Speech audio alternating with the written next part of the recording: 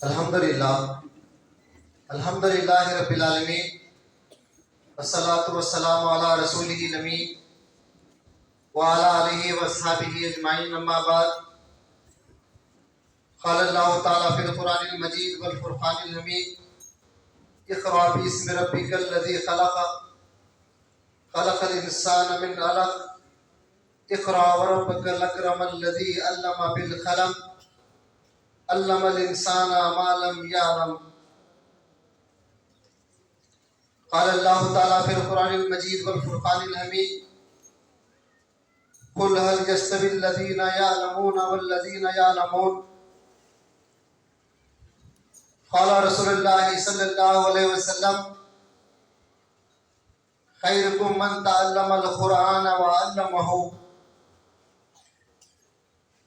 قال رب اشرح لي صدري ويسر لي امري واحلل عقدة من لساني ويفقهوا قولي ربي يسر ولا تعسر وتمم بالخير سبحانك لا علم لنا الا ما علمتنا انك انت العليم الحكيم۔ ساری تعریفیں، بڑائی اور بزرگی اللہ رب العالمین کے لیے ہی سزاوار ہے، جو ساری کائنات کا اکیلا تنہا خالق اور مالک ہے۔ لاکھوں کروڑوں درود و سلام تمام انبیاء اکرام پر، خصوصاً میرے اور آپ کے آخری نبی حضرت محمد صلی اللہ علیہ وسلم پر۔ آج کے اس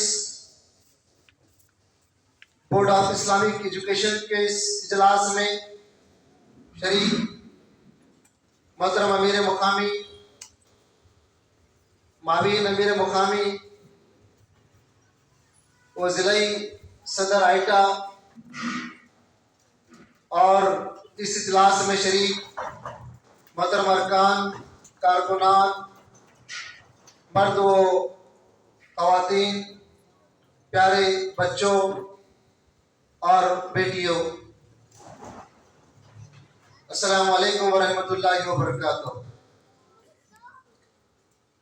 اللہ سے کرے دور تو تعلیم بھی فتنہ، املاک بھی، اولاد بھی، جاگیر بھی فتنہ، ناحق کے لیے اٹھے تو شمشیر بھی فتنہ، شمشیر ہی کیا نعرے تکبیر بھی فتنہ۔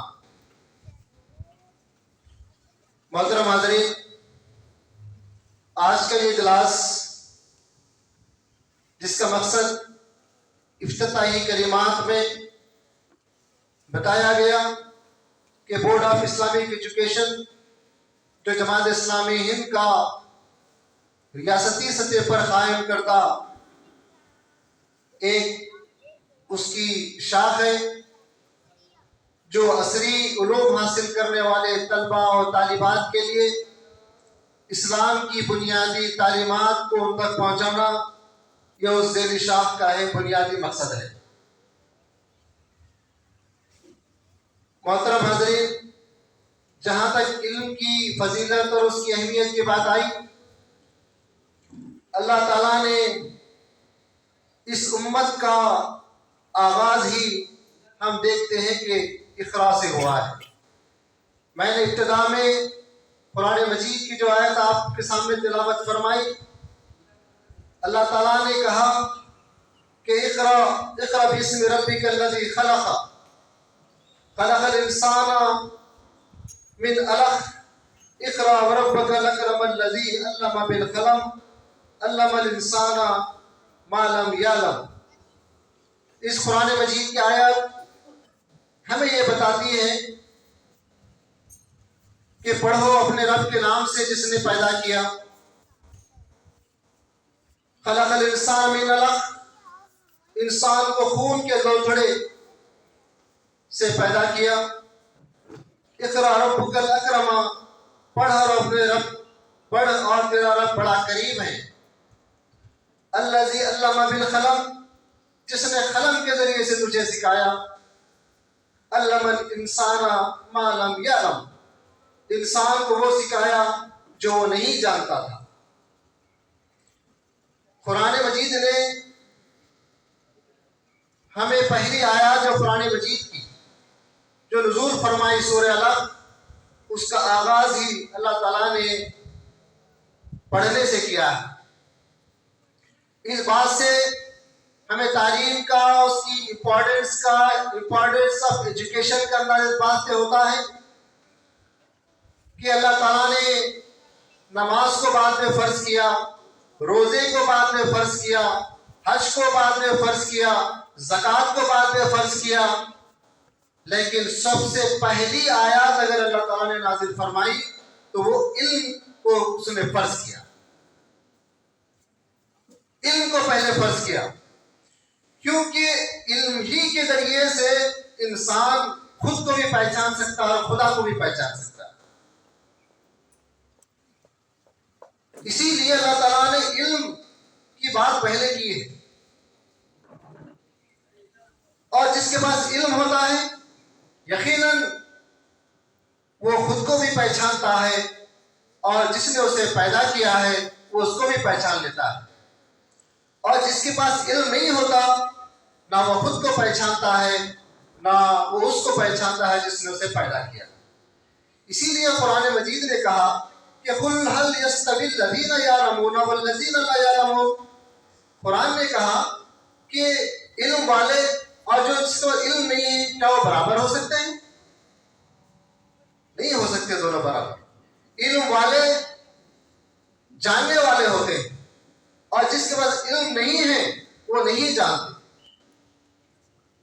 اسی لیے قرآن نے کہا کہ کیا آنکھوں والا اور جس کے پاس آنکھ نہیں ہے کیا دونوں برابر ہو سکتے ہیں؟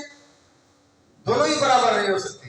آنکھ جس کی ہوتی ہے وہ پوری دنیا کو، کائنات کی نعمتوں کو، اللہ تعالیٰ کی قدرت کو دیکھتا ہے اور پہچانتا ہے، لیکن جس کے پاس آنکھ نہیں ہے اس کا وجود تو ہو سکتا ہے لیکن آنکھ نہ ہونے کی وجہ سے وہ ساری قدرت کے اس کہکشاں کو، پوری کائنات کو نہیں دیکھ سکتا۔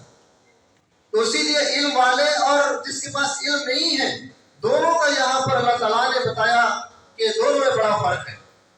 جس کے پاس علم ہوتا ہے وہ شعور والے ہوتے ہیں، اور جن کے پاس علم ہوتا ہے وہ اللہ تعالیٰ کی معرفت حاصل کرتے ہیں، اللہ کو پہچان لیتے ہیں۔ ان کے ذہن میں سوال آتا ہے کہ میں کون ہوں، مجھے دنیا میں کس لیے پیدا کیا گیا ہے، میری زندگی کا مقصد کیا ہے، میں کتنے دن کے لیے دنیا میں بھیجا گیا ہوں، میری کیا ڈیوٹی ہے بحیثیت انسان اس زمین پر۔ ایسے سوالات انسان کے ذہن میں گردش کرتے ہیں۔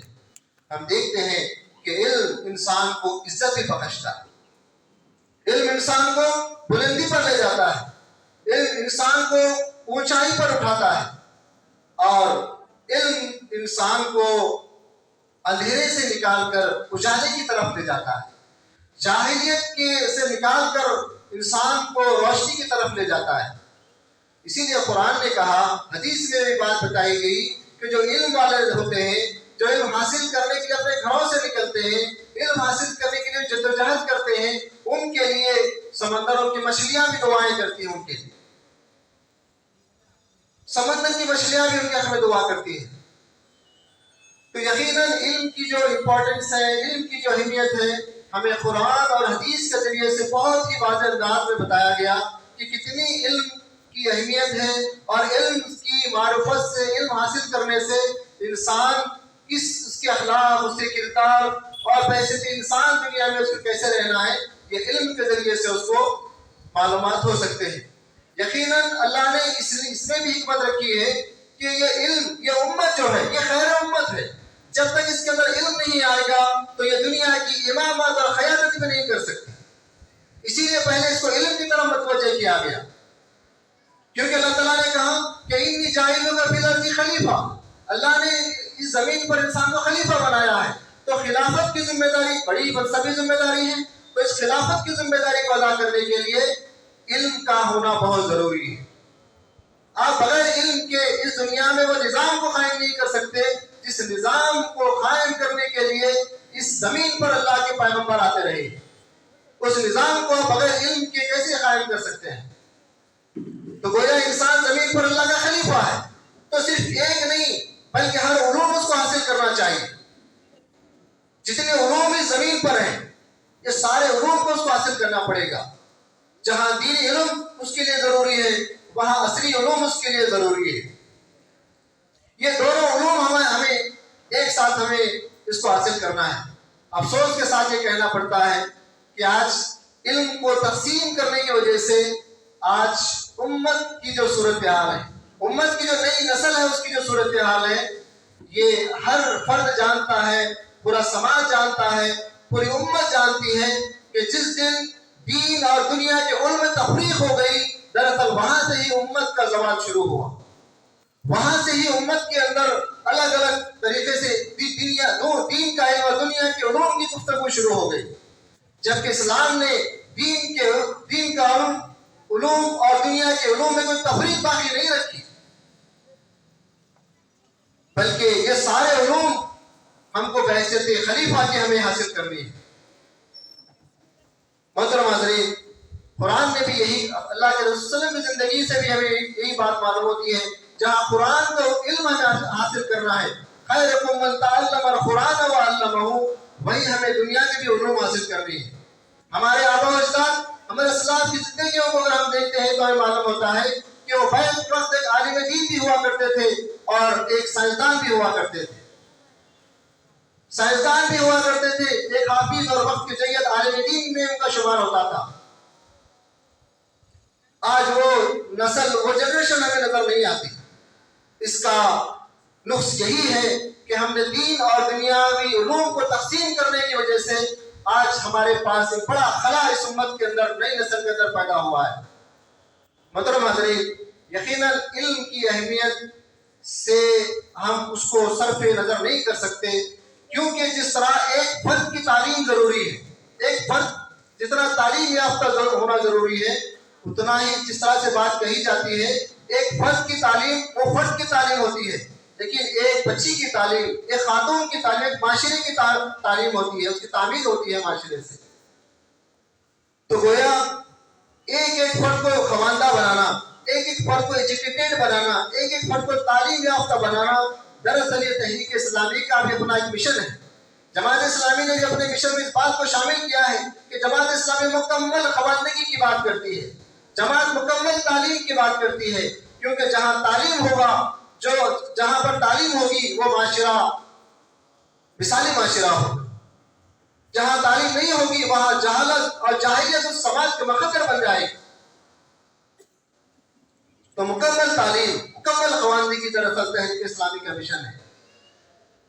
محترم حاضرین، آج امت کے جو اداروں کی بھی جو صورتحال ہے، مولانا مودودی علیہ رحمٰن نے فرمایا کہ عصری علوم کے ادارے یہ نئی نسل کی قتل گاہیں ہیں، نئی نسل کی قتل گاہیں.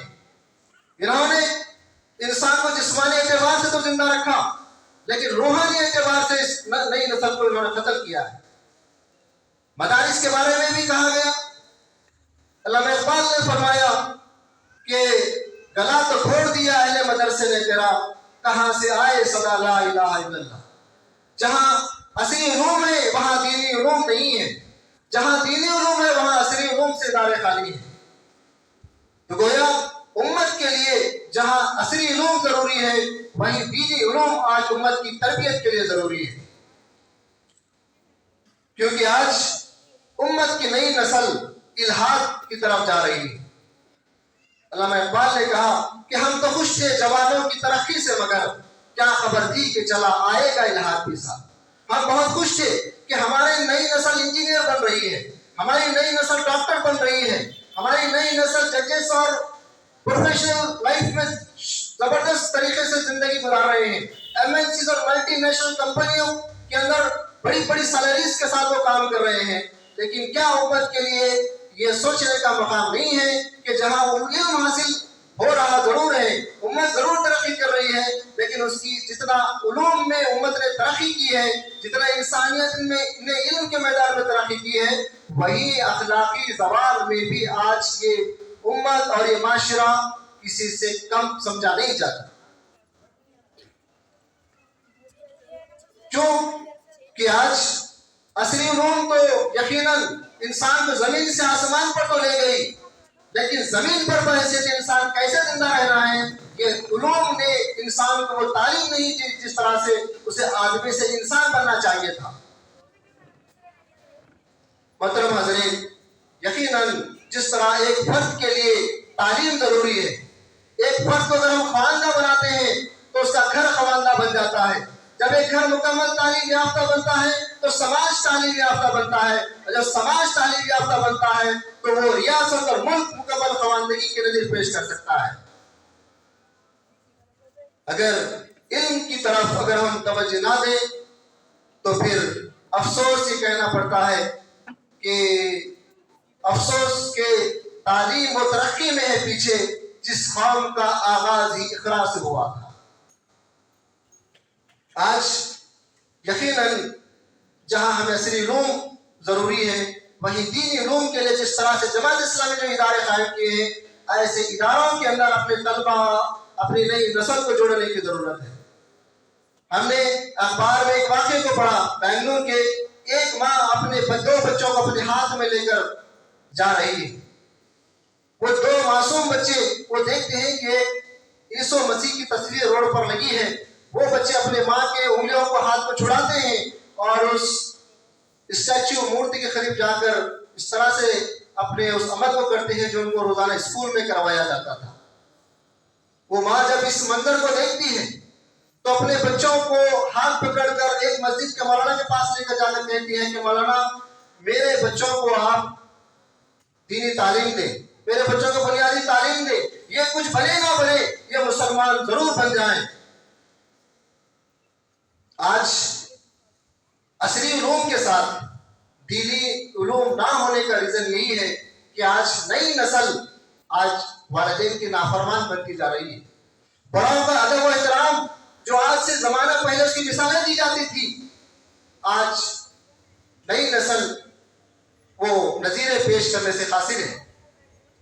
محترم حاضرین، حضرت مولانا خالد سیف اللہ رحمانی نے ایک واقعہ انہوں نے اپنے جمعہ کے کالم میں لکھا ہے، ناندیڑ کا واقعہ انہوں نے بتایا کہ ایک بچہ اپنے گھر میں اپنے دوستوں کو دعوت دے کر بلواتا ہے، جو کہ پیشے سے ڈاکٹر تھا۔ تو جب وہ اپنے دوستوں کے ساتھ اپنے گھر کے صحن میں بیٹھتا ہے، گفتگو کرتا ہے، ان کے ساتھ کھا پی رہا ہوتا ہے، تو ایک اس کا باپ جو کہ بڑی محنت کش مزدور تھا، وہ بیل گاڑی میں بیٹھ کر اپنے گھر کی طرف آ رہا ہے۔ تو دوست و احباب پوچھتے ہیں کہ یہ کون صاحب ہے جو یہاں آ رہے ہیں؟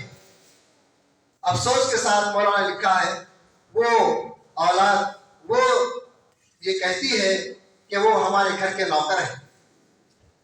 وہ اس بات کو کہنے سے بھی شرما رہا ہے کہ مزدور کش یہ میرا باپ ہے جو مجھے محنت کشوں سے اپنے ہاتھوں میں کٹے لا کر اس نے مجھے ڈاکٹر بنایا ہے۔ یہ بات بھی نئی نسل فخر سے کہنے کے لیے آج موجود نہیں ہے۔ اس کا نتیجہ یہی ہے کہ ہم نے عصری علوم کو تو توجہ دی، لیکن جہاں دینی علوم کو ہم نے نظر انداز کیا، اس کے ذریعے سے نئی نسل آج ہم دیکھتے ہیں کہ وہ جہاں جو خدا کی نافرمان ہوتی ہے، جو رسول کی نافرمان ہوتی ہے، بھلا والدین اور سماج کی فرما بردار کیسے بن سکتی ہے؟ محترم حاضرین، یقیناً یہ نظام تعلیم کے بھی بارے میں علامہ اقبال نے کہا کہ یہ ہے اہل کلاسا کا نظام تعلیم، فقط ایک سازش ہے دین و مروت کے خلاف۔ جس نظام تعلیم کو ہم پڑھ رہے ہیں، یہ اہل کلیسا کا نظام تعلیم ہے، یہ سازش ہے دین و مروت کے خلاف، اس امت کے خلاف ان کی سازش ہے۔ وہ چاہتے ہیں کہ نسل نہ خدا کو پہچانے نہ خود کو پہچانے۔ اگر یہ پہچان لیتی ہے تو دنیا کی قیادت بھی کرے گی، دنیا کی امامت بھی کرے گی۔ اسی لیے کہا گیا کہ عالم ایجاد میں ہو جو صاحب ایجاد، ہر دور میں کرتا ہے زمانہ اس کا طواف۔ جو علم کے میدان میں قوم ترقی کرتی ہے، زمانہ اس قوم کے آگے سرنڈر ہوتا ہے، اس قوم کے سامنے اپنے طواف پیش کرتا ہے۔ آج پوری دنیا کیوں برٹش کے غلام ہے؟ کیوں آج لوگ امریکہ کی طرف جاتے ہیں تعلیم حاصل کرنے کے لیے؟ اس لیے جاتے ہیں کہ جس طرح ایک پورے ملک میں جتنے یونیورسٹیز نہیں ہیں، اتنے صرف ایک شہر کے اندر اتنے یونیورسٹیز موجود ہیں امریکہ کے اندر۔ آج پوری دنیا اس کے غلام ہے، اس لیے غلام ہے کہ وہ علم کے میدان میں آگے ہیں۔ ایک وہ زمانہ تھا جب علم کے میدان میں مسلمان آگے تھے، مسلمانوں نے علم کے میدان میں اپنا لوہا منوایا۔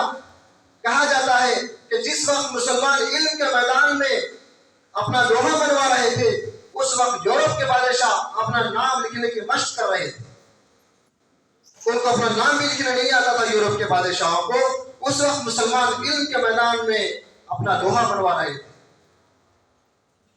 محترم حاضرین، یہ جو سماج ہے، یہ جو موجودہ نظام تعلیم ہے، یہ اسی لیے اس نسل کو دین سے جوڑنا ہے، جس کے بارے میں کسی نے بہت اچھی بات کہی ہے کہ یوں قتل کے بچوں کے بدنام نہ ہوتا، افسوس کہ فرعون کو کالج کی نہ سوچی.